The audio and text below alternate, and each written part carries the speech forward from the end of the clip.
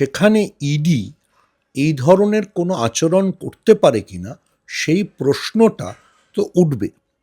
আমাদের বুঝতে হবে যে যুক্তরাষ্ট্র শব্দটা, এটা আমরা মার্কিন সংবিধান থেকে ভারতবর্ষের সংবিধানে এসছে।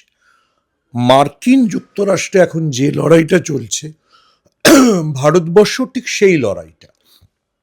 অর্থাৎ একটা কেন্দ্রের অধিকার বেশি না ভারতবর্ষের যে রাজ্যগুলো তার অধিকার বেশি। আমি আমেরিকার উদাহরণ দিয়ে বোঝাই। নিউ ইয়র্কের মেয়র জোহরাম মামদানি বলে দিয়েছেন যে ডোনাল্ড ট্রাম্প অভিবাসীদের গ্রেফতার করতে, তাদের উপর যে ধরনের বিধিনিষেধ আরোপ করতে চাইছেন সের কোনোটা নিউ ইয়র্কে চলবে না।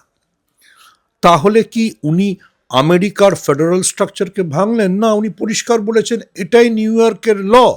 উনি সেই লটাকে আবার মনে করিয়ে দিচ্ছেন। সেম ভারতবর্ষ।